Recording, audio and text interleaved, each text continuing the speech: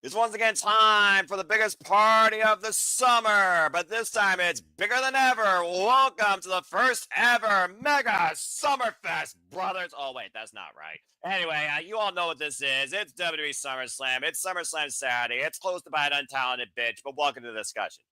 And welcome to the Simply Predicting Ever. Hello, everybody, and welcome back once again to Simply Predicting. You know what this is. I am the simple man of the simple brand, forever grateful for professional wrestling. Damn it. My name's Noel Foster. With me tonight is a very simple panel for once. I might be able to end this thing before midnight. 1.5 of the Dominguez.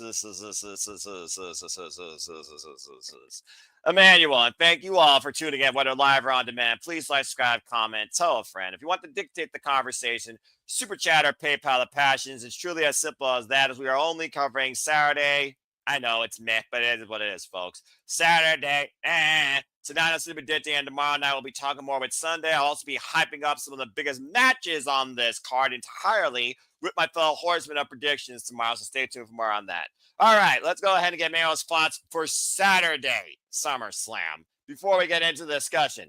Emmanuel, good to see you. Glad you joined me. And here I thought I was just going to do Superman tonight and roast the hell out of this card. Don't need to do that now.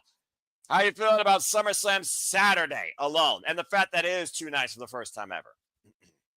I mean, like, who would have thought, like, after so many years, it's going to be a 2-nighter. Like, even though, like, a 2-nighter WrestleMania was mind-blowing by itself, but it made sense doing WrestleMania. SummerSlam, like, and it kind of makes sense because it's the second biggest show of the summer. Like, it's the midway point of the wrestling season, and, you know, and it's going to cool down after this. So it's like meh card for me personally, but it's the names that will, you know, carry the matches and, you know, have decent matches, and we're gonna forget about complaining about the match card later on. Well, you know, quantity versus quality are the bread and butter and the recipe for success, or something blander than your local McDonald's when it comes to the wrestling business. And it doesn't become more mid than the WWE doing 2 night SummerSlam, where some of these matches I'm like, what? But it is what it is. And you know what? I give you credit where credit's due. You're right. There's sure to be some fun moments here. I'm sure we're going to definitely have some unique takeaways considering who's performing and who's wrestling. You be the judge on who does what. And overall, I'm sure they're going to try to make this a big show. But the less we talk about the host, the better off we are. And she better not live perform, or otherwise I'm going to be taking a bathroom break. All right, so without further ado, Emmanuel, Slip Addicting Community. And before I forget, shout out to NoDQ that finished their predictions in full. And if you all are waiting for the form in its entirety, it will be out tomorrow on my social media tomorrow morning. So please stay tuned. Again, you will have literally till 6 p.m. No, 5:30 p.m. Eastern Standard Time, Saturday afternoon, to make your predictions final. All right, Manuel, without further ado, and Matt, good to see you, and good to see those that are actually tuning in for this night one discussion in the chat. Let's get right into it. So, yes, folks, it is SummerSlam on the Peacock. And again, SummerSlam is 2 nights this year. We are, of course, talking about this card you see right here tonight alone. We are only talking about SummerSlam Saturday. SummerSlam, of course, will be on the Peacock through the weekend, August 2nd through August 3rd, starting 6 p.m. Eastern Standard Time. That is 6 p.m. Eastern Standard Time with a 3-hour, what the fuck? 3-hour kickoff show of absolute pointless nothingness, unless you're not a fan or don't know what the heck WWE is. And for those that don't, you're not missing much. All right, well, let's go ahead and start with what clearly is going to be the opener, because Roman Reigns is either opener or closer. I'm sure we can acknowledge that, Emmanuel, as Roman Reigns and Jey Uso team up against the Vision and the Oracle. I'm, of course, talking about Bronson Reed, Braun Breaker, Paul Heyman. I will give him some credit. There we go. Paul Heyman. They take on Jey Uso and Roman Reigns. Yes, folks, your eyes do not deceive you. Roman Reigns last year, SummerSlam, big return moment in the main event.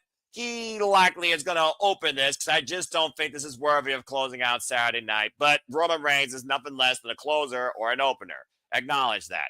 Roman Reigns is back, and Roman Reigns is in action. His first match since literally the WrestleMania Triple Threat, after coming back and confronting Seth Rollins' Vision and the Oracle. Of course, Seth Rollins, as we know, is out indefinitely due to a leg injury. We have Roman Reigns and Jey Uso now taking on his boys, and Braun Breaker and Bronson. As Braun Breaker says, it's my yard now. Gee, where have I heard that before? Undertaker and Roman Reigns, they want their gimmick back. Of course, this got personal because he took his shorts.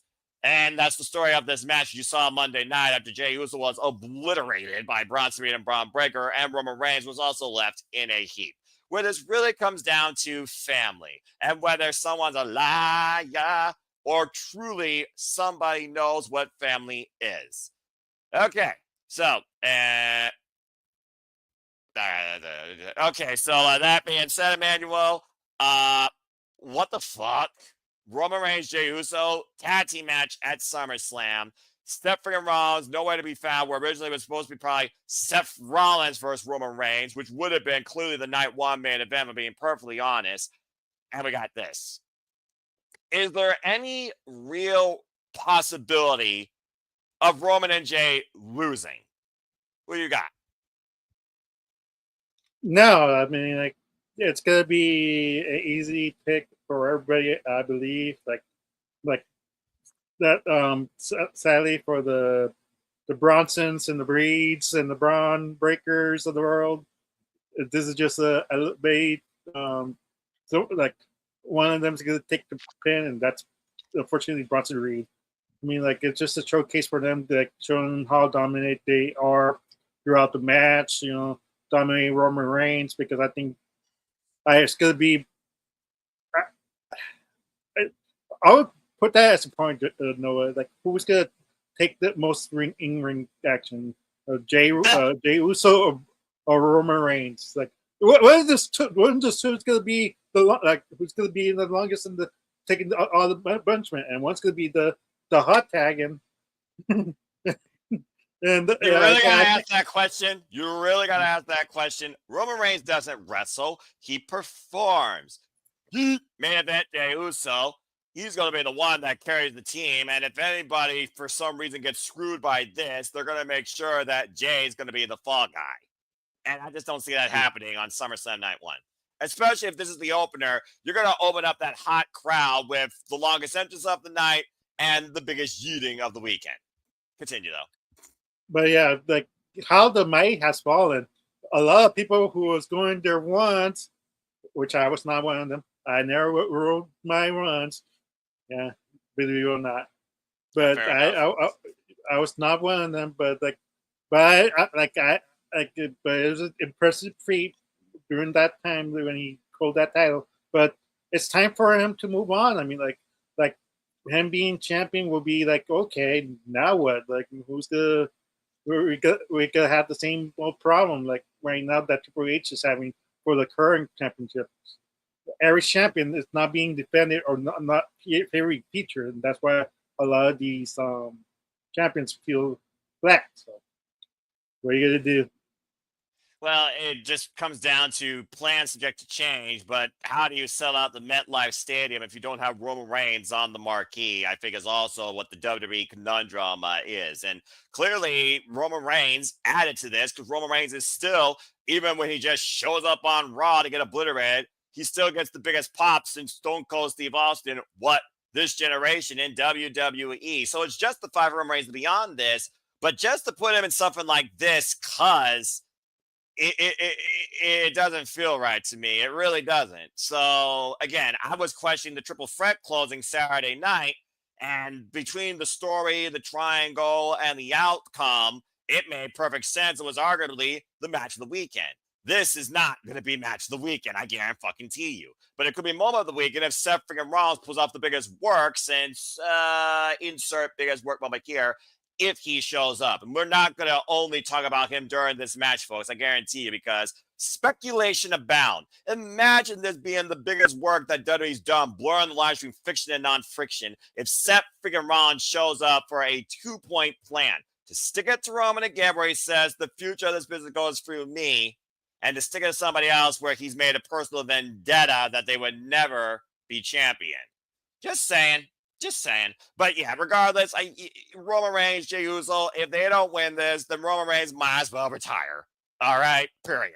Especially if Roman's the one to eat the fall. The only way I could justify Roman Reigns and Jey Uso losing is if it adds to the Seth freaking Rollins itinerary by some superhuman miracle and leads to Seth Rollins and Roman Reigns at the next show, because clearly this was the plan at SummerSlam, and they can't push it out any further than this if they have Seth show up in any capacity this weekend.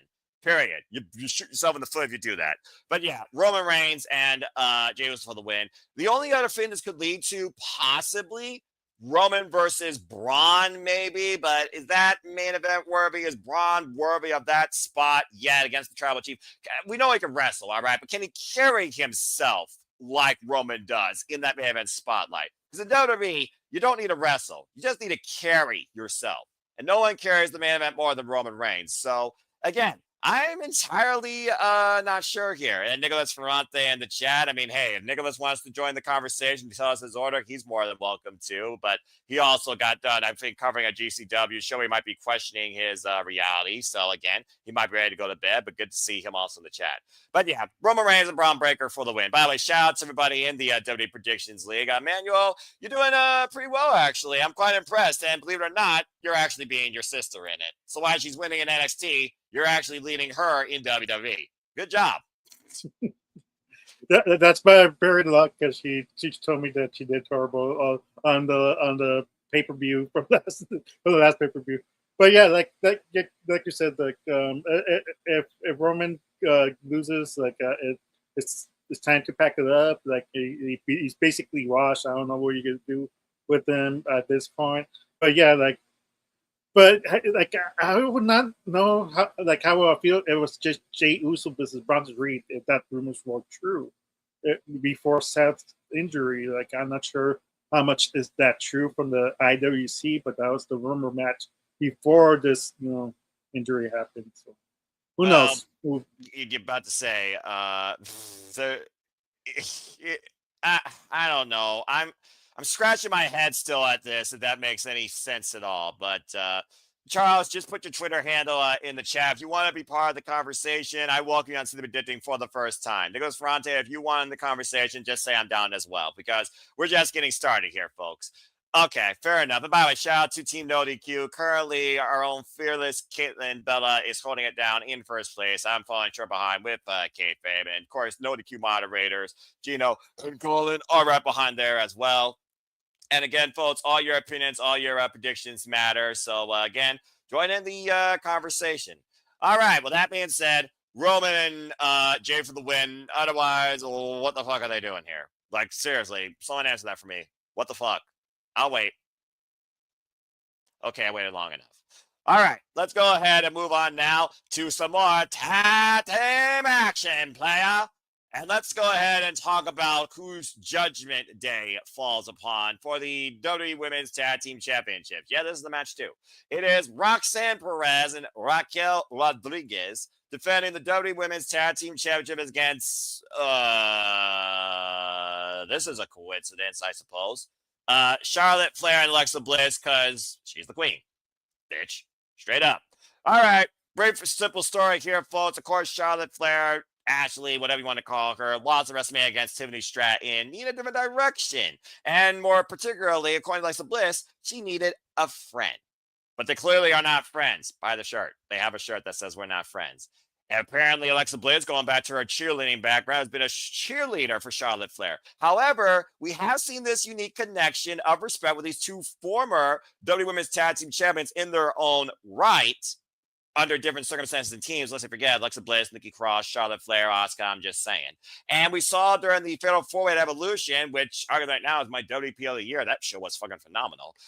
We saw Alexa Bliss saved by Charlotte Flair from a Zarya Spear that saved them from the decision, but it also basically cost them the WWE Women's Tag Team Championships. And due to unforeseen circumstances, Liv Morgan being injured, ironically enough, as she came in last year's SummerSlam as challenger to, defending champion to Mommy Rhea Ripley, and of course the kiss her around the world by that guy.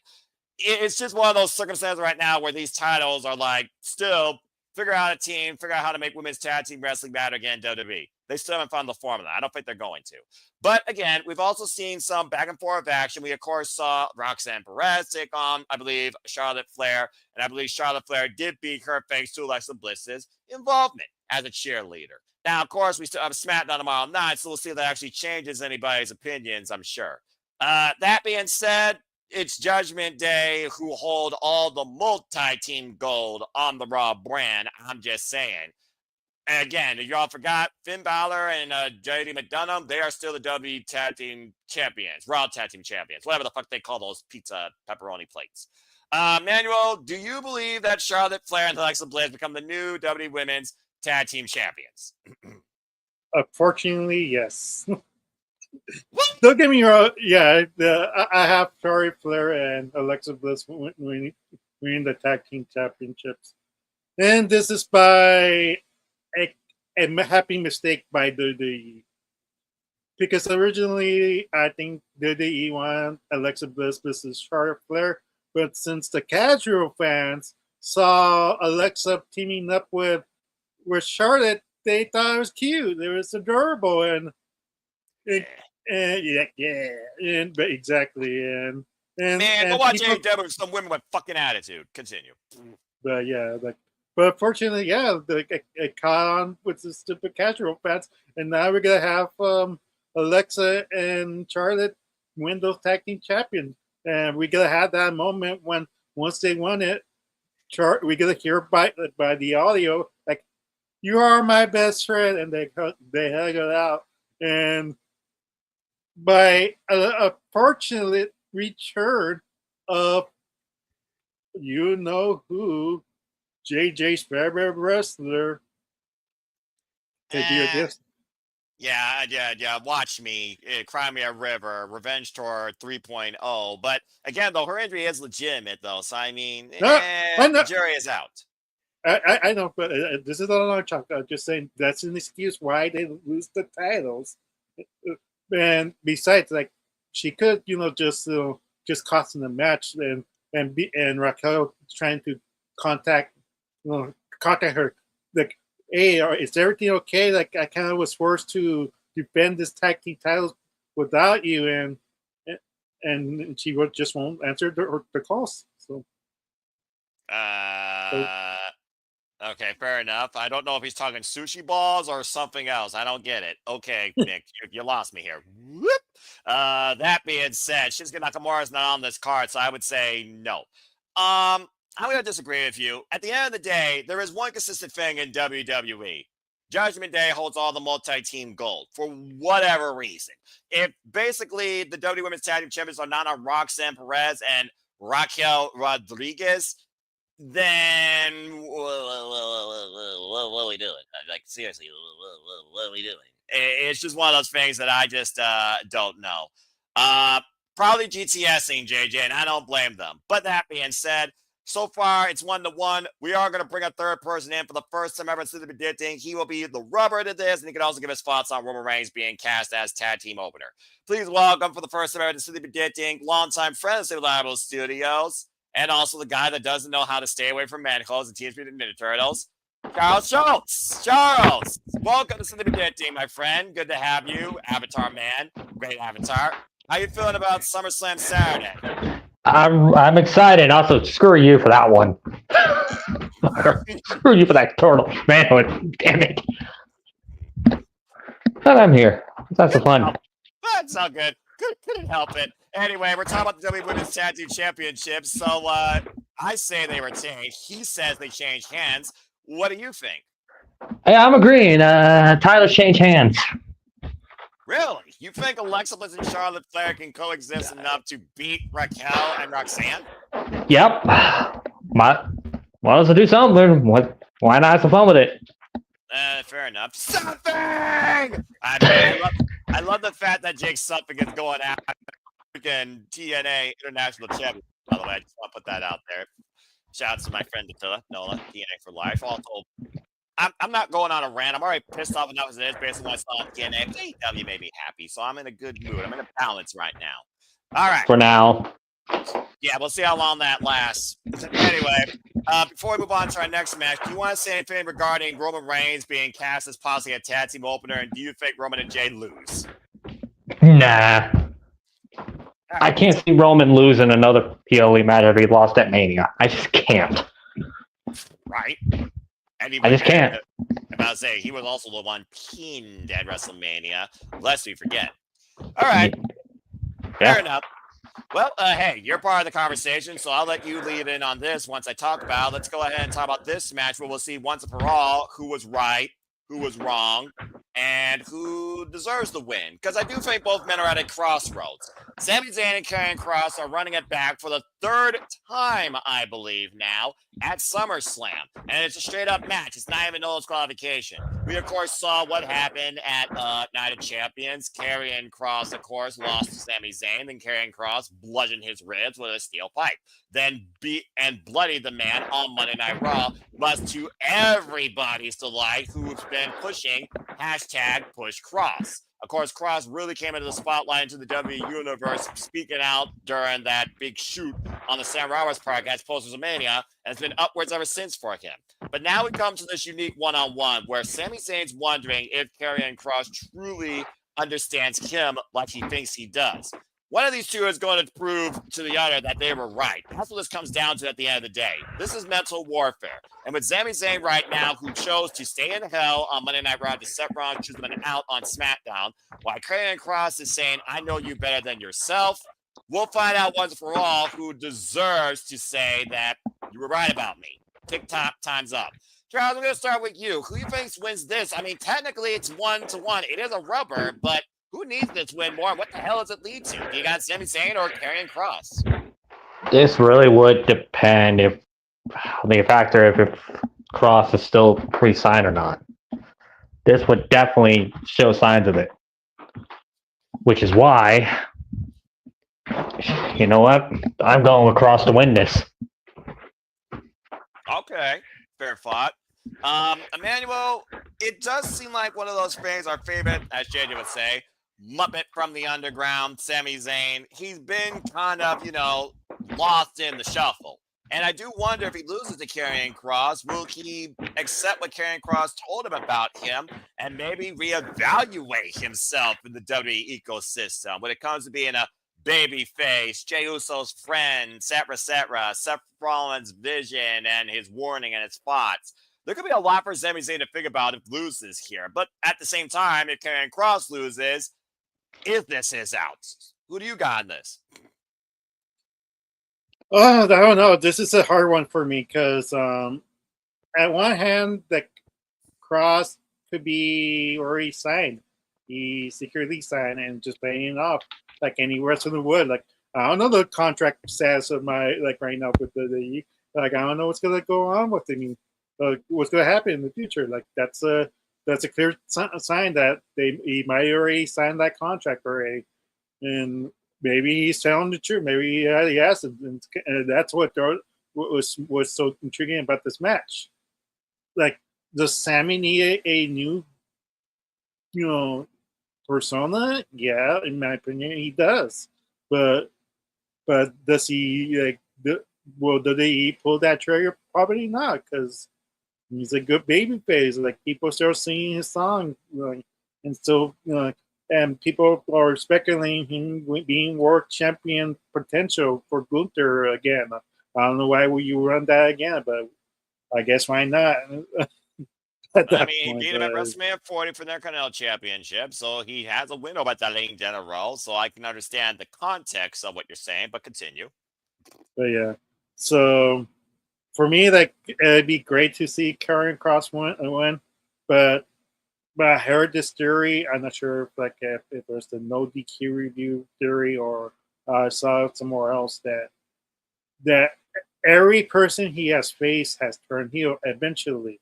AJ Styles, The New Day, Seth Rollins, Shinsuke Nakamura. I think the list kind of goes on. How many people he has faced and so many people who have turned heel. And Sami is the only one who's kind of fighting it, saying he's not a heel. He's not. and I understand the storytelling of like he's gonna show Kross that he's a good guy by heart, and I think that's what WWE might be planning for. So even though Karrion Kross will lose, I think he's already signed that contract, and Sami Zayn wins. All right, fair enough. So I guess I'm the split guy here because one went with Kross, one went with Zayn. Well, I will give WWE credit. They at least left us with some polarizing opinions and predictions, at least for night one.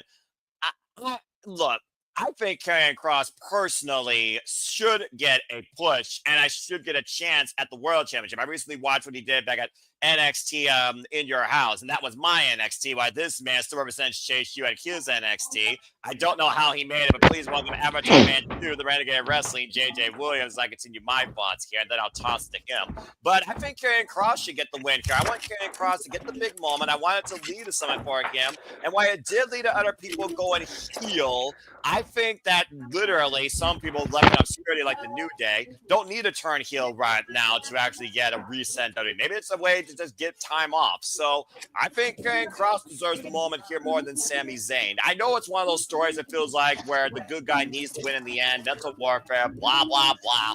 But if Karrion Kross loses this, then what the hell are they going to do with him at this point? They might as well just send him off in future endeavoring. I got to go with Karrion Kross. I do see your hand. What you got to say real quick before I give it to JJ?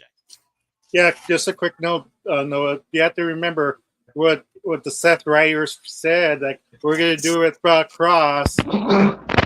I have to give a shout out to Papa Gino out there, but yeah, the Seth Riders did mention like Karrion Kross as a baby face. That's why it's so split. You don't know if he's gonna actually go baby face. Like his heel, like his heel run was great, but I would not mind to see a baby face take control of the heels and check their TikTok heels.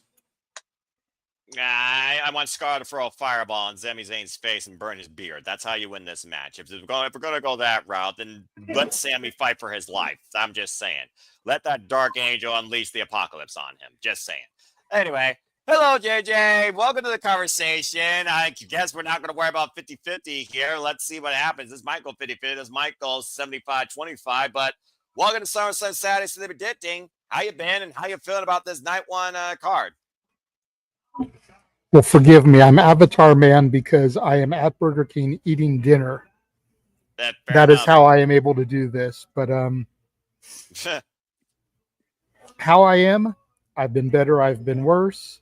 Mm-hmm. How SummerSlam, I'm looking forward to Saturday more than Sunday, and I have to work Saturday, unfortunately. Wow. So I'm going to miss pretty much everything I'm looking forward to. But as you like to say, priorities over passions. Damn right. But I agree. Kross has to get this. They gave Sami the win in Saudi because Saudi. They've got to give it to Kross here and make it 50-50. And then if they run this back at the Clash in Paris, or if they run it back on Random Raw, or if they run this back further down the road, they can give Sami the feud if they want. But Kross needs to get this. He desperately needed it in Saudi, but it was Saudi. So. Yeah, this feels like to me, and this is just a standard one-on-one match at the pay-per-view. You would figure this was the end of the feud. It would be a bigger circumstance after Karrion Kross attacks Sami Zayn, both mentally and physically. So that's why I also think that Karrion Kross is going to win this. And I think this will, pun intended, carry on. I just don't know how far, my wayward son. All right, well, fair enough. Well, thank you, JJ, for that. Let's go ahead and move down this card. And again, if you think that we are telling the truth or we're a liar, you be the judge. But let's go ahead and move into the world of mainstream and see if you guys feel impulsive or if you enjoy Jelly Well Randy Orton. Because it's official and it's going to happen. And yes, folks, this is a match. Let me just say this again. This is a match. This is what wrestling has become. We have literally crossed over into the world of pop culture. This is Jelly Roll, famous country singer, Reformed Christian, God bless him, and Randy Orton teaming up to take on the Maverick, Logan Paul. and Drew McIntyre in a tag team match on Tag Team Saturday. They might as well subtitle this. Okay, straight up, this kind of is a unique little story in itself, but I also get the fandom in one particular individual, Jelly Roll. Jelly Roll, of course, has been a lifelong fan of WWE. His favorite superstar, Randy Orton, of course, performed last year at SummerSlam. Why they hired that bitch, I'll never know. He should be the one with the official theme, and I'll stand by that. And also, of course, he gave a nice choke slam to Grayson Waller before Grayson Waller became less viral. Of course, we also saw him and Randy Orton have some nice chemistry as of late, both in and out of the ring, especially when he was a guest on Monday Night Raw. And of course, he rocked Cleveland SmackDown when he literally took down Logan Paul, which I absolutely enjoyed. He even took a bullet for the Viper at Saturday Night's main event. And of course, Drew McIntyre, bored at work. He and Randy Orton, their bad blood goes a long way, as Drew McIntyre has been looking to prove a point once again why he's right. And now he and Logan Paul are trying to be impulsive. Why Logan Paul is on SmackDown. I forgot he was on SmackDown. I thought he was on Monday Night Raw, but press it, LOL. It's one of those things right now where you almost wonder, is this going to lead towards a bigger opportunity for the official WWE superstar that wins this, considering Randy Orton lost out at Night of Champions, and Drew McIntyre, the last time we saw him, he got, I believe, bludgeoned in a steel cage by Damian Priest. And then there's Logan Paul, who, again, is a viral influencer, good or bad, and Jelly is beloved. So this is one of those things you look at two different ways. Randy Orton, Drew McIntyre, and Jelly and Logan Paul. The only thing you're missing is basically Jimmy Kimmel on commentary. Okay, well, that being said, since we're talking about pop culture versus professional wrestling, I think it's only fitting that I talk to the man that probably knows more pop culture and movies than all of us combined. So, hi, JJ. What do you think about this unique mainstream crossover pop culture influence tag team match? And who do you give it to? Randy Orton and Jelly Roll, or Drew McIntyre and Logan Paul? First of all, I will not take this slander towards the Maverick. You put some stank on his name and give him some respect. Logan Paul. If you will not respect my Chase U, if you will not differentiate Chad Gable and El Grande Americano, then at least put some respect on Logan Paul's name. All right, fine. He has athleticism, so I'll do it one time and one time only. Randy Orton and Jelly Roll versus Logan Paul and Drew McIntyre. That's your one. Now go ahead and talk. Celebrity involvement in wrestling has been around for about as long as I have been alive. Yeah. This is nothing new. You know, you go back to Ali and Inoki in Japan. You go back to Andy Kaufman and Jerry Lawler. You go back to Mr. T and Liberace. You go to Jay Leno and Dennis Rodman and Karl Malone. This is just the latest in the line of celebrity involvement for big shows. Well, and I mentioned that last one on purpose because I feel like this is the most mainstream celebrity match we've gotten maybe since that. That might be accurate. Since Dennis Rodman and Hollywood Hogan, rest in peace Hulkster, versus DDP and Karl Malone. I remember that match.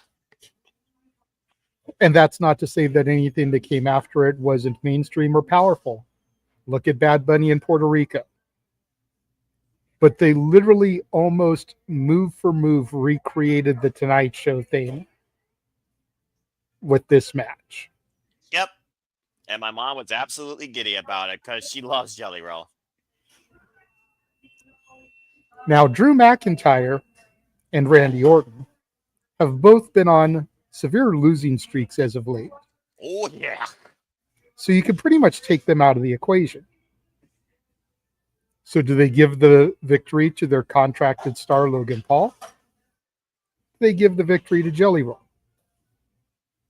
More media is going to come if Jelly Roll gets the W.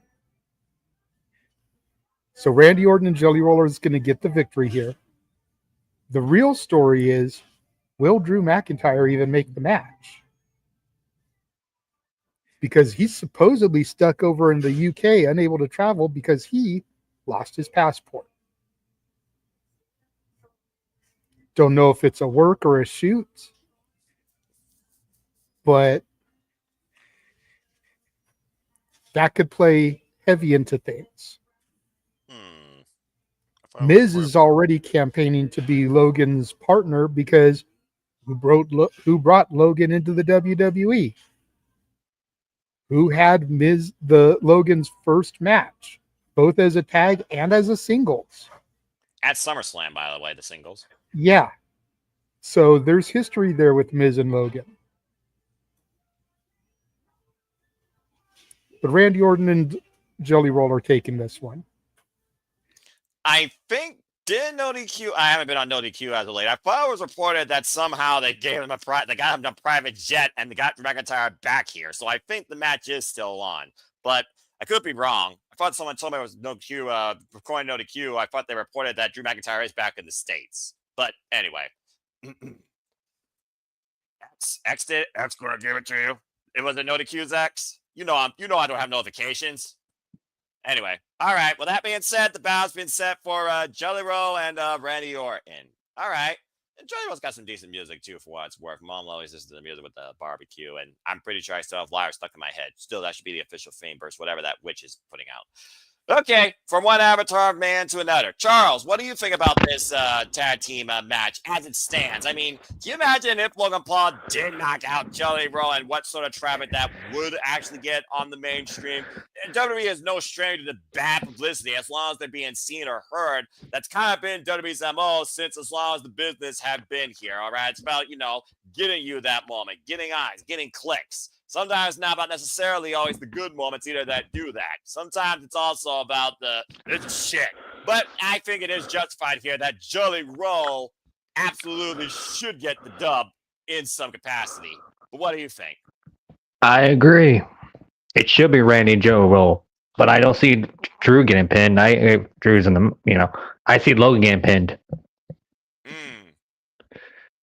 Can't have Drew get pinned. Oh, must have Logan take the fall. Okay. It's interesting you say can't have Drew get pinned. I mean, again, talk about the man's losing streak. Who's been on the longer losing streak? I'm just saying. What was Drew McIntyre doing at Night Champions?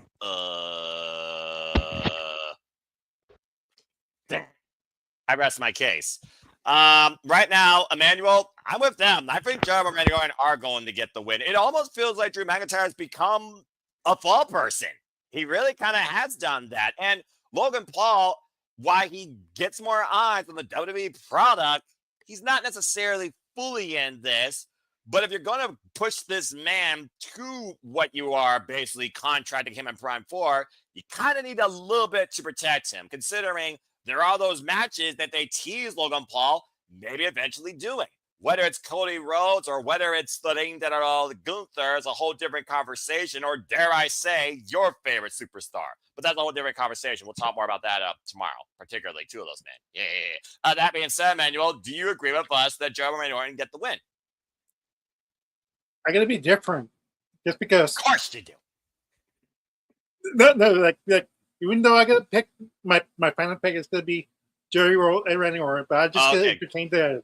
Yeah, I just gotta entertain the idea of why Drew McIntyre and Logan Paul should win. Logan Paul's gonna be pinned Jelly Roll because Jelly. Yeah, it's true. It's true. Like if you think about it, every week Logan Paul has looked like a chump. He's been buried by Jerry Roll each and every time. And be trying to make like Logan Paul like a serious contender. He's just not a YouTuber. He belongs there. So it'd be ironic and kind of like wow, like a celebrity does not win a match in a pay-per-view. The curse has been broken. Now we'd be going like, would this celebrity lose in their debut match? No, who knows? Like that's when you start down so you could break the habit of in the routine. Like, oh, a celebrity's gonna win this. They're both celebrities, though. You got a celebrity on either side, so No, what does it matter? but once like more like one. Well, at least one is part time, at least, and the other one's not. So Yeah, Fair technically, Logan Paul is a contracted WWE superstar. Okay, fair enough. I'll give you all that. He does have a celebrity footprint, but he is no different than Randy Orton, Drew McIntyre. He is a contracted superstar. Fair enough. Please continue. but yeah, that's the only defense like why Drew and Logan should win. Like Randy could eat a pen. He's a legend. Drew, on the other hand, needs this win. Logan Paul needs this win. As much as he looks like a punk and getting destroyed by Jade and non-wrestler, basically on the media going through tables, like he's been looking like the easiest, like, oh, who's gonna take the pen? Like Logan Paul. That's where I'm talking about. That's the only logical sense. Logan Paul beats Jelly Roll 1, 2, 3. Maybe they develop it into a one-on-one match after what you said, just saying. But at least you're actually going with the sensible pick here, which makes sense to be Joe Randy Orton. At the end of the day, it almost makes me wonder if Drew McIntyre and Logan Paul is going to be a few bits out of this, just out of just bitterness, because I think Drew McIntyre is becoming really bored at work, quote unquote. And I almost wonder if Drew McIntyre and Logan Paul can coexist, because again, who can coexist with the Maverick in WWE? But either way, Jelly Roll, impressed me again. I saw you choke Slam Man live last year. Remember, I was at SummerSlam Live last year, folks, in Cleveland. So that's why I'm bringing this up. 1 year ago, he showcased what he could do on the SummerSlam stage in a moment. 1 year later, he's competing at SummerSlam. Kind of ironic. So yeah, Joy Roll for the win. Let's get a happy moment out of here. Why the heck not? Okay, well, why Jelly Roll is going to have his time in the spotlight in the squared circle versus the concert stage. Still say he should be live performing versus Cardi B. That's a whole different conversation. Let's go ahead and see if you all celebrate on Tiffy time or has that bitch arrived. You all know what time it is, JJ. Tiffany Stratton going one-on-one defending the WWE Women's Championship against, I feel like I should let him say it, but I'll go ahead and say it since I'm hosting. That bitch, Jade Cargill, of course, this year's Queen of the Ring. First time ever one-on-one encounter. First time ever opportunity at the Singles Women's Championship. All right, so here we go. Tiffany Stratton, of course, who sent Nia Jax. Spoiler alert, by the way, for Tuesday night, for those that don't know. 3, 2, 1. Beep. Nia Jax is in NXT. God help us. Nia Jax, of course, has been sent down to NXT and destroyed Lash Legend with an Annihilator. Go check that out on the CW if you choose. Anyway, Tiffany Stratton, at least Nia Jax, the fridge has been closed on SmackDown. That's for you, DJ. Tiffany Stratton now will defend this title against Jade Cargill, successfully retaining it against the legend Trish Stratus, and of course overcoming Charlotte Flair at WrestleMania and whatever remnant you have left of the SmackDown Women's roster not named Chelsea Green, who is not given enough respect. Respect the fans of America! Anyway, Jade Cargill, of course, who has been absolutely dominant this year in her showcases at WrestleMania and destroying Naomi at Evolution. But we also know that led to. And whether or not her and Bianca are still friends, Bianca supports her, Bianca may even be in her corner, is a whole different conversation.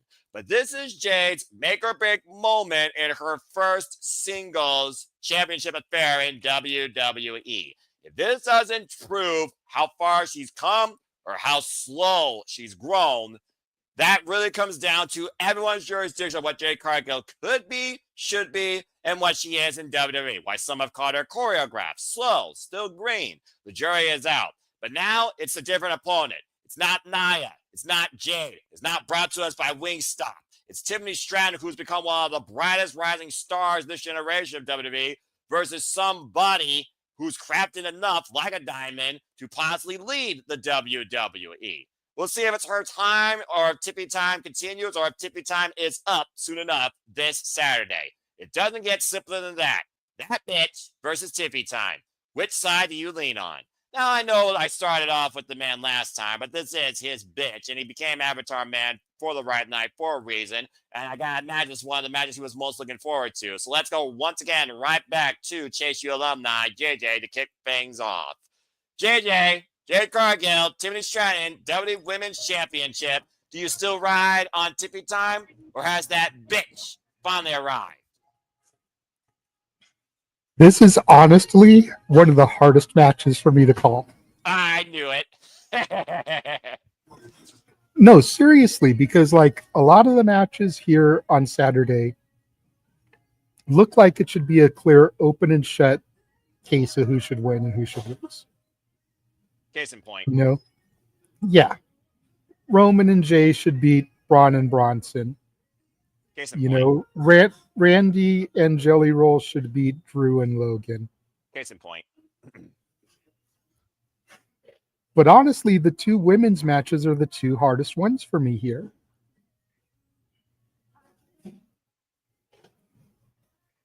Neither woman has lost a singles match this year. That's correct. So one of them is going to eat their first L. Question is who and how. Last year, Nia won Queen of the Ring, ascended her throne at SummerSlam. I remember. For all intents and purposes, and people can say what they want about Nia Jax, she had a phenomenal run. You cannot really talk shit about her run as champion last year. It was everything you wanted, everything you needed, and more than made up for any transgressions from the past. Would you agree with me on that statement, sir? Like I said, I look beyond versus what I'm just interested in. I look at quality. There's no denying that she proved her worth when she was champion. It just wasn't my champion. So the question is, and Tiffany has had the title since the first SmackDown of the year. When she cashed She in? won it the Friday before the Netflix premiere. Mm-hmm. So she will have had this belt for damn near 8 months by the time we get to SummerSlam. 240 days. Part of me says it's time for Tiffany to lose it, to ride with my girl and watch Jade ascend to her throne. But then there's that little voice in the back of my head. It counsels me. It understands. It talks to me. And it's telling me that Bianca may still be involved in the attack. And this is where that trigger gets pulled. But she's not involved on the card. Because there's no reason for Naomi to cost her. Not anymore. Naomi's the champion and on Raw. Yep. So what do you do now to keep the story pushing forward as we approach the year anniversary of the attack? You expose Bianca.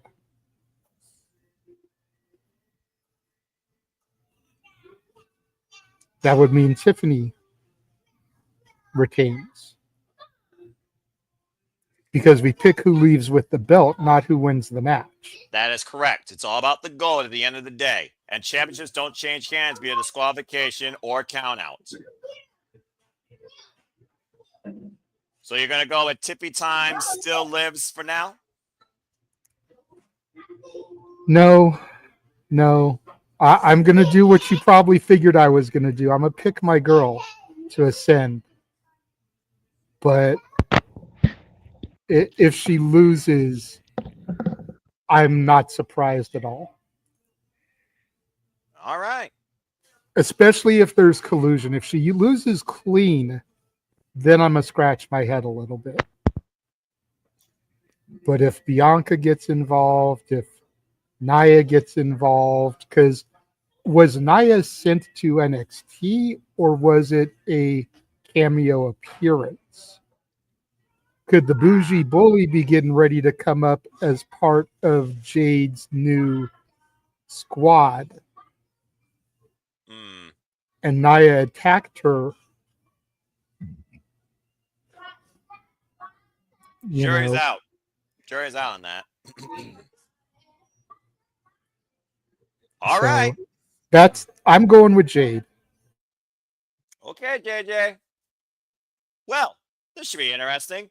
Bow's been set for a new WWE Women's Champion with a sense of concern based on what happens to their side, based on how the result happens, whether he's correct or not. Because Okay. keep in mind, Crown Jewel is coming up. Yes. And if they keep it like they did in Saudi, it would be Naomi versus Jade for the Crown Jewel Championship. I didn't even think about that Super Bowl ring, glorified Super Bowl ring, but you're absolutely correct. Boy, if those two friggin' ran the book of matches this year in 2025. Dig in. All right, fair enough. That being said, Bow's been set to Jade Cargill. Emmanuel, Tiffany Stratton. I mean, honestly, if she beats Jade Cargill, it's not like she really has any other like legitimate competition right now on the SmackDown's roster. And with the rumored WWE draft to shake things up again the following month after SummerSlam, of course, in September. And the jury is out who could face her. We do know one thing's for certain regarding one of the women's championships. When it comes to the Raw Women's Championship, La Primera Vaquero will get her chance to pursue that title against whoever leaves champion Sunday in Paris at Clash in Paris.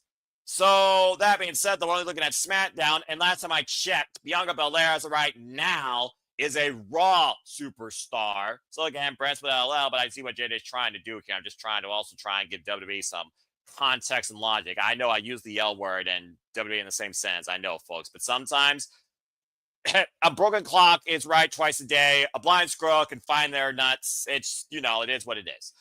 Emmanuel, what do you think, though? Are you going to go with JJ with Jade Cargill, or does Tippy time still roll high? I have to agree with JJ. I mean, like, this is Jay's time to win the title. I mean, like, WWE has spent too much time with her, too much building up with her, trying to train her the proper way to wrestle the WWE way, not the AEW way. Trying to polish her as much as possible to make her look legit and people to actually like her and to have that charisma. So people, for like WWE has planned this long term, like to try to make her a superstar. And has she done it yet?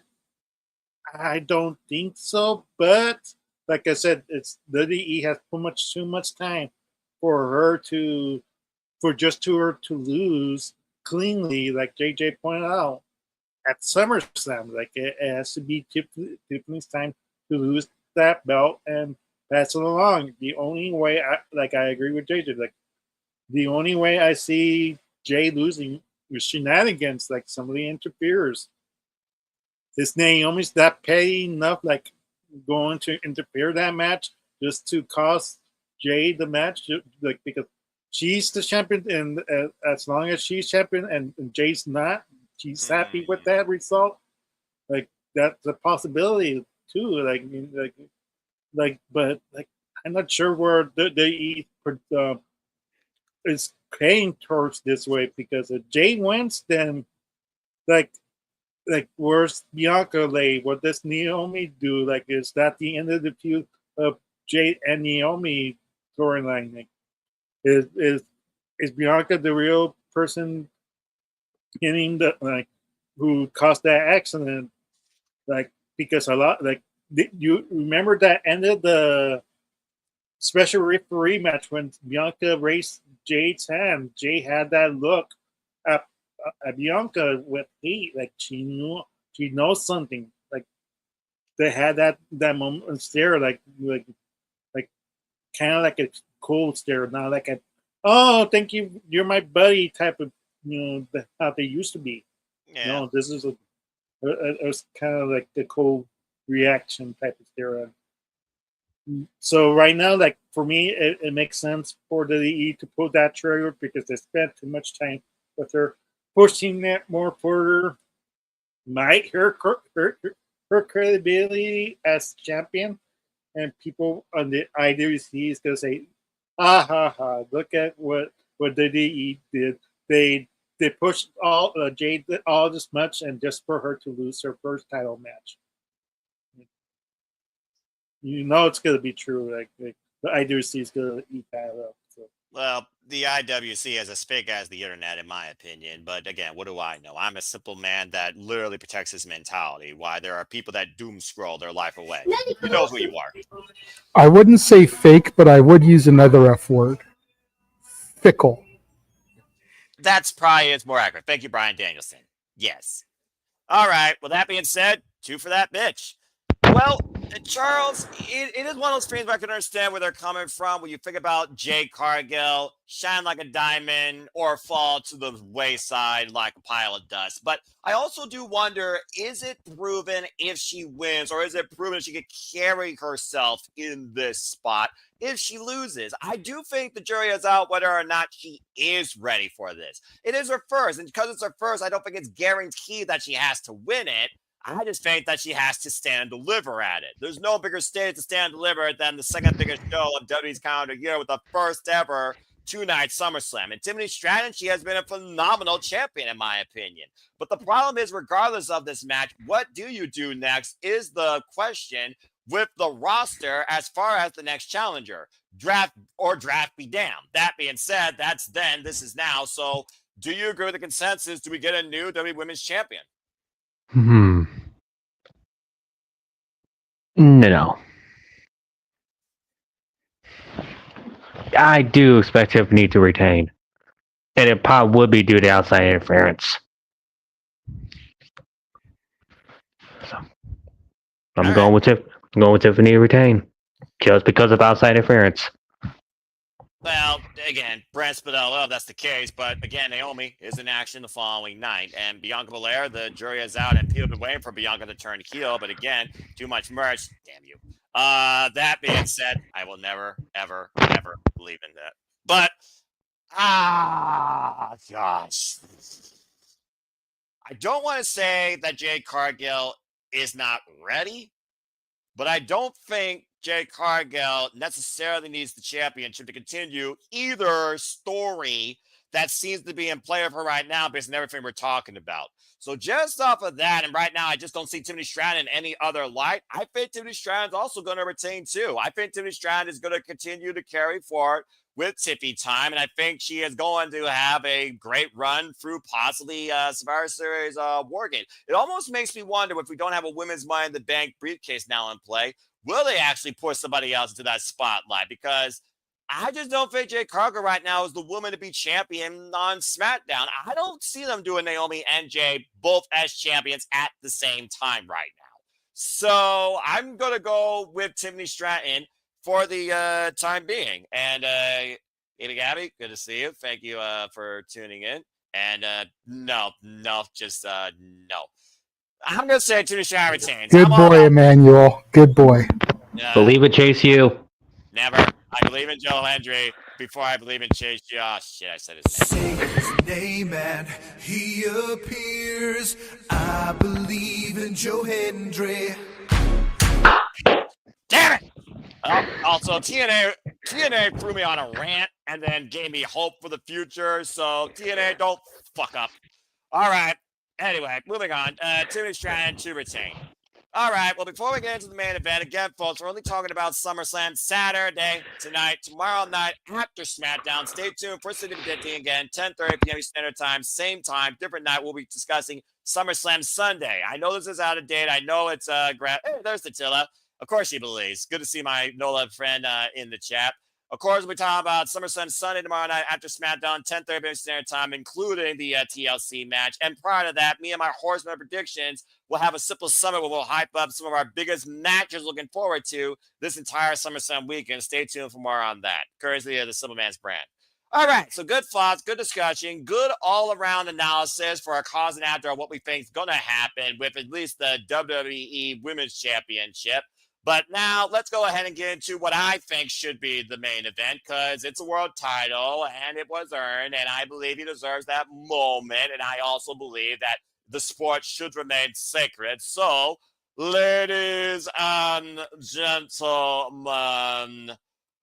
I demand for your gratitude for your reigning World Heavyweight Champion. Gunther,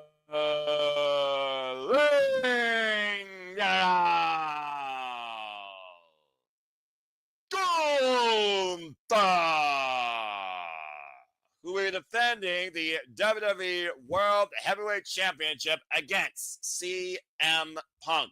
CM Punk, who won his way through a gauntlet match, beating Bron Breakker, who, might I add, confronted the WWE World Heavyweight Champion prior to that gauntlet and does owe a pinfall win over him in JJ's NXT, lest anyone forgets. Now Gunther comes in as the World Heavyweight Champion defending against CM Punk, where he doesn't buy into the whole best in the world hype, but CM Punk says, you'll get a feel of what it means to be in the ring at the same time with the best in the world, because I don't want this. I need it. And I didn't earn that moniker, best in the world. I earned it. But Gunther, again, talks about how at the end of the day, CM Punk, you're just another man who will always have these fans as a consolation prize that will chant your name. Again, Gunther, he focuses on the now. He doesn't focus on nostalgia. He focuses on the craft he demonstrates in that ring, for the mat is sacred. This is his life. Why CM Punk says professional wrestling is his life. And the difference is CM Punk and Gunther, one person then take an 8-year hiatus. All right, guys, so here we go. Now, I'm sure there's a lot of thoughts ahead of us now with both these men and this championship and possibly somebody else getting involved here. LOL. Freaking work of the year. So let's go ahead and dive right into this. Charles, because this is your City Predicting debut, we're going to start with you. What do you think happens with the WWE World Heavyweight Championship? Does CM Punk finally ascend to World Championship status once again? Is someone's promise continue to be fulfilled where he never lets that happen? Or does the Lean General get his moment back from WrestleMania and shut the fans up that still say you tap out and still prove why the mat is sacred and why he's been champion in WWE for almost 90% of his WWE career? Who leads with the gold Saturday nights?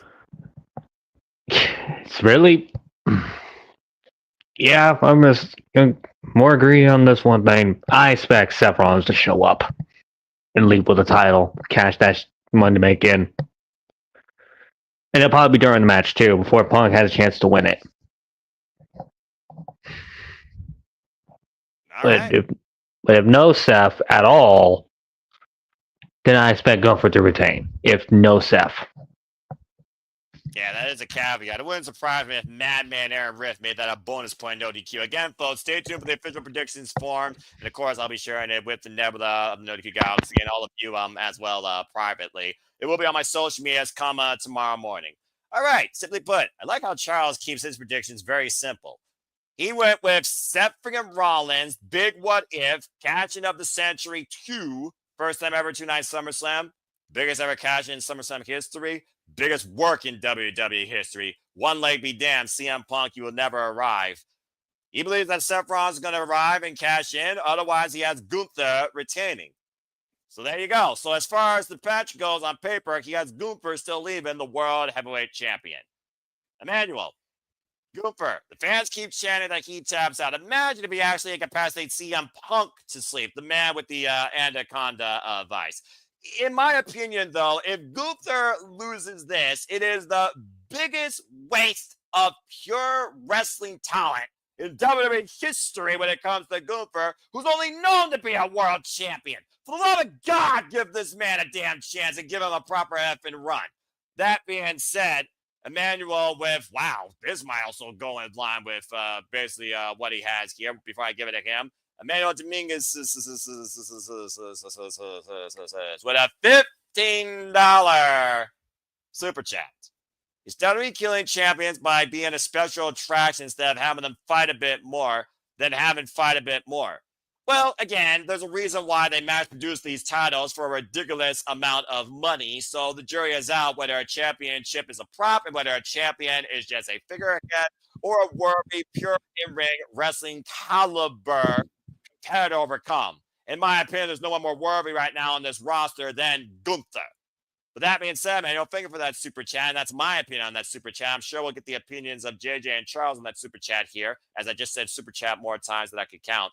Actually, big on this match. So, Daniel, I now go to you. I saw you have the shirt, so go ahead and tell me who you have leading with the gold. Big gold, am I add? I wonder who if I had the shirt. I mean, I really do wonder who you're referring to. But go ahead, share your thoughts. Yes, Gunther is gonna win it. I think Seth injuries is legit. Like it would be too coincidental if they work this, and it would be the stupidest work of them all.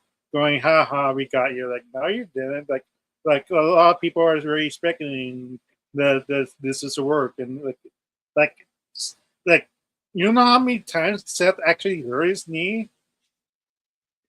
Like, would you think go they eat just that LA Knight just pin Seth Rollins? Yeah. Just pin Seth Rollins just like that? That easy, 1, 2, 3, without no doubt. This is not work. This is real life. Like, he has knee injuries. And the one that will cost him is the Seth Riders, who's coincidentally, yes, shout out to Papa Gino again. Subscribe. But is it coincidental that the Seth Riders are booked at the same time when CM Punk is there? I think not. I think that Seth Riders is going to interfere that match and cost CM Punk the match. Seth Rollins doesn't need to be there until he's fully healed, and because if he's still injured, like, we want him to give more time for him to make sure that his knees 100% okay, instead of you just tossing him in. Oh, let's hope that his knee is okay. Like, it's ridiculous what fans are thinking that it's a work, bro. But yeah, Gunther deserves this. Like, he needs to have that oomph. Because a lot of people are saying you tap out. That's the cliche of any heel who taps out during a championship match. But he needs that. He needs to prove the crowd, like, hey, I beat the best of the world. Now what? Who we got next? I'm ready to show you and prove to the world I'm the best in the world. I'm who has the ring that's sacred to me. I love this business. I love the wrestling itself, and I gotta prove it to you time and time again. And I just, even if you don't like me, I will keep on being your top guys. You don't have to like him, you gotta fucking respect him, and I respect that take by Emmanuel, because I definitely agree that Gunther better fucking retain. I mean, seriously, he beat Jey Uso, clean as whistle in the ring. He didn't make him tap out. He made him pass out, so you audience can shut the fuck up.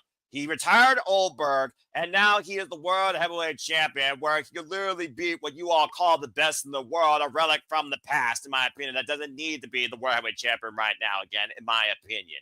And it seems like he and Seth, they are going to fight forever before he eventually takes over JJ's NXT as general manager, because that's probably going to be the end game for him, but being perfectly honest. CM Punk doesn't need the fucking World Championship right now. Get real. Give Gunther a legitimate chance, and give Gunther the run that he deserves, because he is the standard of what an in-ring champion should be, in my opinion, in WWE. There's no lesser form for him, in my opinion. And if he loses here, he might as well leave WWE or freaking retire. Because at this point, what are we doing? Are we literally using him for a transitional guy on the big 2 now a year, 2 nights, just cuz? Give me a fucking break. And again, based on the tensions I saw, I want to see him run it back with freaking Braun Breaker. I'd like to see Gunther and Bronson Reed give me a Clash of the Titans. Hell, when Rusev's done with the Sheamus mid-card vortex, freaking run Rusev versus Gunther. Have Sheamus and Gunther run back that clash eventually if he overcomes the Rusev. There's more opportunity in Gunther being tested as champion than CM Punk being the guy on Monday Night Raw with the belt that eventually will be more transitional than Dustin Rhodes TNT title. Oh, sorry, spoiler alert. Kyle Fletcher's the new TNT champion, by the way. Hell of a match, though. What I like about AEW, just going to say this real quick, the wrestling speaks more than anything else. Anyway, moving on. Anyway, Gunther, for my opinion, deserves the chance with this run, deserves the moment. And honest to God, if literally Seth Rollins hobbling on one leg tries to cash in just to stick it to Punk, it undermines Gunther once again, and it undermines, I think, that World Heavyweight Championship that might as well become hot potato. So, no, Gunther better fucking retain and leave that stadium with that title. Because there's one WrestleMania caliber main event match that Gunther should have in his WWE career if he ever comes back from injury, and that's Ilya Dragunov. Ilya Dragunov and Gunther owned NXT UK. Ilya was Gunther's undoing at TakeOver 36, and rightfully so. But that took a whole series saga for Ilya to overcome. And if Ilya and Gunther is not booked by WWE for some point as a WrestleMania event with the world title in play, then that's just a massive, massive missed opportunity by Paul Levesque. Either way, Gunther keeps the mat and the World Championship sacred. And hopefully eventually Ludwig Kaiser comes by his side or comes after to challenge him. I don't know whatever happened to that guy. Go the way. All right. And I'm not even going to think about Seth because as far as I'm concerned, if Seth was going to be here, he already would have screwed Roman Reigns in the opening match that we talked about. At this point, let's try and avoid saying Seth freaking Rollins if we can. He's not going to be at SummerSlam. Let's just try and put it out there because at this point, we don't need him if he's not 100%. Period. All right, JJ, let's go ahead and close this thing out with you as always, my friend. World Heavyweight Championship, Gunther, CM Punk. What do you see happening? This match right here could be the biggest domino effect in recent memory. Yeah. Because you've got Gunther, who only recently got the belt back, and you've got Punk, who desperately needs to prove the world that he can still be champion without being Fragile Phil. And either way it goes, I honestly think the fans' majority are going to be happy. Because Gunther is the champion that you love to hate, even though most of the fans still respect him. As they should. And Punk is the guy that everyone wants to see ascend his throne again, unless you used to work or are a diehard loyalist for the company in Jacksonville. Just calling it like it is. So, but beyond that, you've got the Seth Rollins factor. And if Seth Rollins comes out and cashes in, then, ooh, it was a work. Everybody got worked. Like you said, no, we didn't. Everybody's kind of been figuring this is a work. You didn't get us. There was no gotcha, no surprise. But more than anything, the entire IWC will have to say 3 words. And I'm going to come on camera real quick. 3 words that they will not want to say. You know what those 3 words were? What was that? Goldberg was right.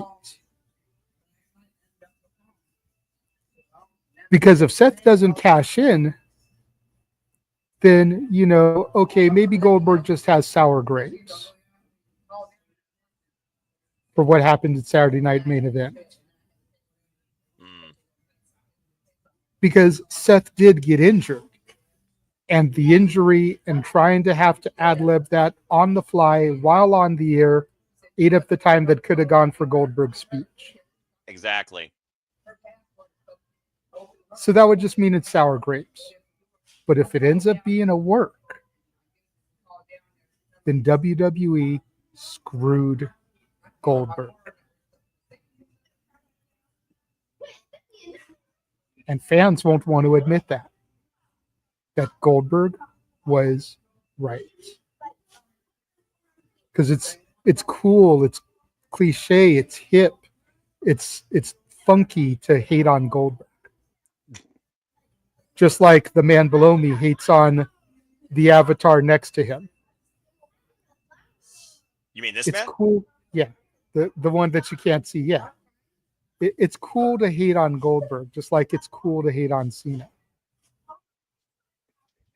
But if Goldberg was right all along, the IWC will crap themselves. And I don't think they're ready for that. That said,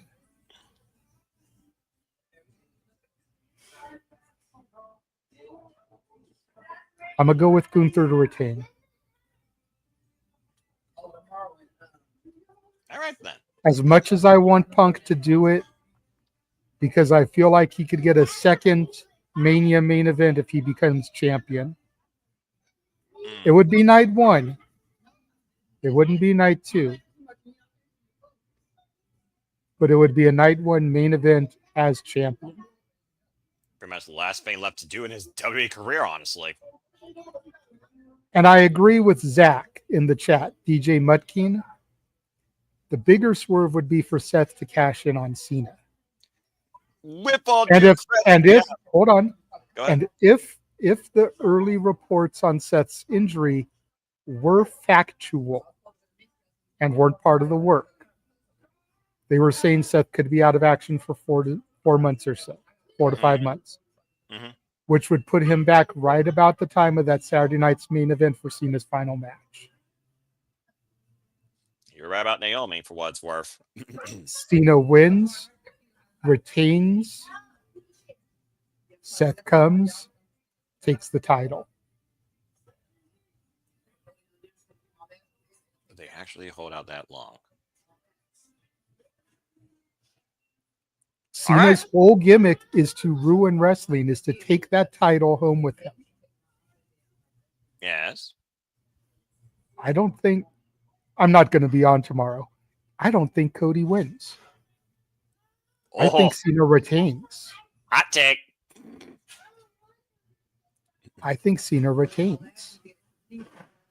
And goes all the way till his final match, because otherwise that entire angle of killing wrestling dies tomorrow. Which Emmanuel would celebrate and rejoice, but then what do you do with Cena's arc for the last 4 months? His whole angle has been about killing wrestling. The type of thing you've got to ride till the end. TikTok. That's fair. As you would so eloquently say. That's fair. And for what it's worth, you are absolutely right about Naomi and what she did at Evolution. So that very well could happen with the men's Money in the Bank briefcase. As he said, both world champions are in his and the Oracle's, Paul Heyman's newest gimmick, folks, Oracle's sights. So I definitely could see what you mean there. And I'm the only one that called Naomi. Yes. There were a lot of insiders saying, "Oh, if anybody saw this coming, they're lying to you." No, I saw it coming. I called it. I'm just simply predicting. You're legit. I'm the only one, and I am a nobody compared to some of them. To Emmanuel's super chat, first of all, thank you, Emmanuel. I appreciate you reading the message and helping me out. That puts me over the payout after missing last month. Hey.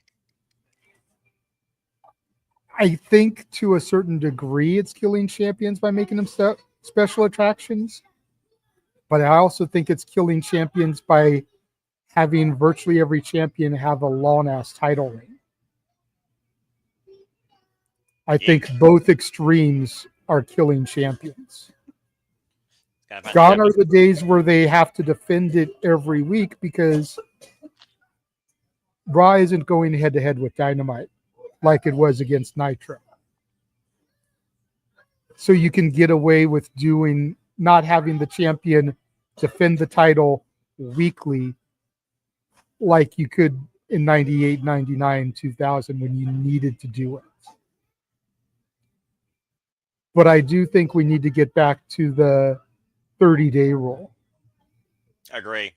Or at the very least, make it a 45-day rule. I could set that with how many titles there are. Or worst case scenario, 60-day. So that way you could have like one title defended on Clash in Paris, the next one defended on Crown Jewel. Yeah. And not have to worry about shoehorning both belts onto a PLE. Every time. And then that makes more room for, I don't know, the women's tag titles, the women's mid-card titles, the IC and US title in general. Just throwing that out there. I mean, the jury is out when it comes to the Women's United States Championship held by Julia, where the returning Kiana James is apparently her spokesperson. How the hell that happened out of the blue, I have no idea. But I do what you mean. Not that I'm trying to start a rant or do a whole compare and contrast or go on a tirade where I've already been pissed off by 2 out of 3 wrestling companies here in the States in 2 days. Different conversation. All I know is whatever Kiana James invested in during her absence seems to have doubled its asset size and paid in dividends. So I guess that's what's best for business for some people. Hey, whatever. You can say what you want, and it's not weak-mindedness. No, it's the law of the land. Sex sells. WWE has always kind of pressured their women to be a little bit more voluptuous in certain areas. I'll call it what it is, enhanced. Kiana James bit the bullet. Last one that we know that really bit the bullet was Tiffany Stratton, and look at the rocket that got strapped to her. So if Kiana reaped some of those same benefits, it was worth it. If not, why'd you do it? Yeah, again, self-esteem and peer pressure goes a long way in a community that looks more at appeal versus athleticism when it comes to permanent swelling, as JBL called it when it happened to Shaniqua. She took a clothesline and suffered permanent swelling. Never went down. And to this day, she never got up. Life alert.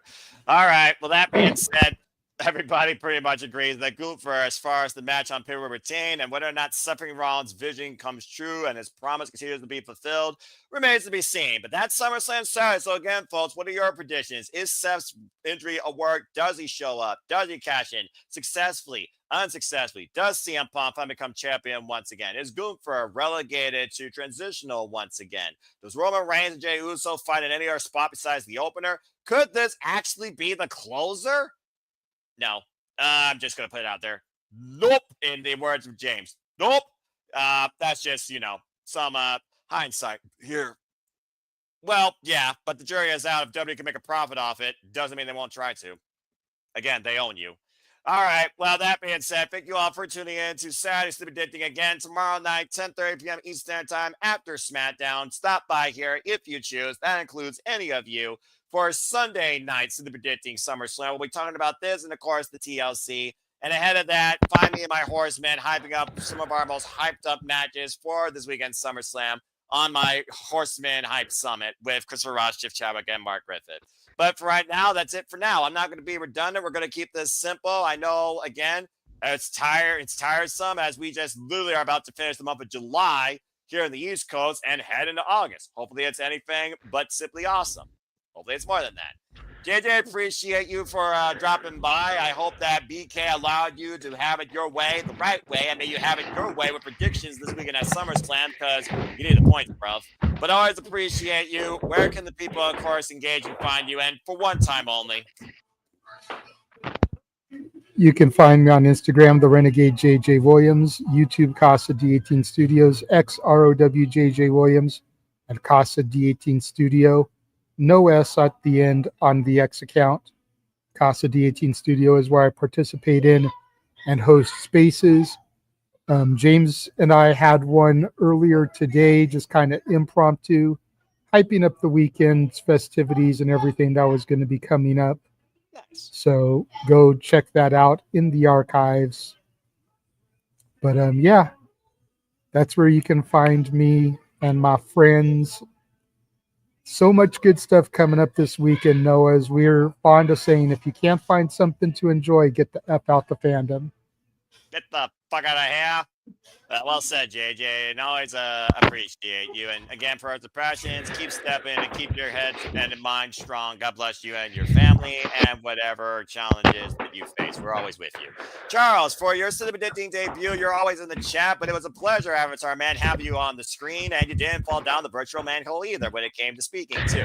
So hopefully you're back here next time, and I look forward to you leveling up when you are on camera to more so illustrate your thoughts. But if you want, where can the people connect to find you? Yeah, actually, I already posted a handle. I gotta update that at some point. That's you can find me on Twitter. We'll get your graphic at some point. As far as I'm concerned, your family, brother. Good to know. Go Williams _2010. So there you go. There you go, folks. Follow on the X. There you go. And stay tuned with me and Charles and Walter Cruz. We'll level up again here soon with Super Reliable Game. I want to give a shout out again to the RageofWrestling Walter Cruz. He wasn't here tonight, but of course he'll be part of the festivities this weekend, as JJ was alluding to. So if you haven't already, subscribe, say subscribe in every language you want. More languages than Kyle Castelli knows. Subscribe today to Rage of Wrestling. And again, just because we talked about him, shout out to NoDQ moderator Papa Gino for giving us Seth Riders, and he's a good guy. And follow me if you choose. Again, I'm very outspoken, but I'm also very elegant and simple and organized. So whether you follow that graphic or this graphic, find me if you choose in Foster 916 on the X and on YouTube. That's all I'm going to say, because I'm going to be back here with any one of these yahoos and maybe others too tomorrow night. So stay tuned. So for JJ, for Emmanuel, for Charles, for all of you in the chat, thank you all so much. Before we conclude, I almost forgot, because I don't know if he'll be here tomorrow. We see him now, but will we see him then? And maybe his other? Oh, we are going to see both of you? Don't know? We're going to see you? Okay, well, still. Shout out to Emmanuel and Arlene Dominguez. Find them on the social medias, as of course they also compete in the leagues. And right now in WWE, Emmanuel's winning. Emmanuel's beating Arlene. So he has that bragging right. But she's still beating everyone here in NXT. She's still leading with Ashley. So good to her on that. Hush. I have to get the stats and be honest. Okay? I have to get the stats and be honest. Anyway.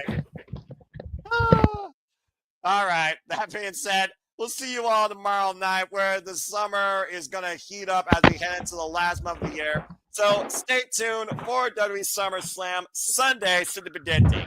Until then, thank you for everybody that's tuned in throughout the month of July and through the night, as we literally here on the East Coast have arrived on August 1st. I got to go to bed for work. And also stay tuned for further content, including GCW Homecoming. It will be part of the Watch Along trailer. Again, we have so much stuff this weekend. ID, GCW, SummerSlam, Bloodsport, and the shenanigans. I believe I might be back in the proverbial host seat. Lord help me. So at least for the beginning, because I don't know what time I'll get home from work. Okay. I can always tag in once I get home, unless you want to keep going. I'll let you be the judge. We'll just play it by ear, but you'll definitely be starting. Noah's gonna lose his sanity by the time by the end of that night. I mean, I survived the Canadian connection with Tism as well. I survived, and apparently JJ trusts me enough to host that conversation of moderated weekend wrestling madness so far. So again, the jury is out. If he wants to tag me out, he can get the hot tag anytime. As far as I'm concerned, he just has to let me know. But I'm always happy to help out friends. I'm always happy to engage with all of my friends here. Predicting and shenanigans and wrestling discussion, analysis, live watching reactions, and of course, predictions. Until tomorrow night, we'll see you for SummerSlam discussion following SmackDown. Welcome to August, everybody here on the East Coast. West Coast, get ready. But I think for now, we'll bid you a fine adieu. So until tomorrow night, predicting, make a positive impact in life, and have a good night. Good luck to Gunther and everybody Saturday at SummerSlam, and we'll see you all next month for the first Cinema-Ditting with SummerSlam Sunday. Have a good night, folks. Saturday. And on copyright. And believe it, chase you. No, never. I'm hitting the button. Never. Freaking hell.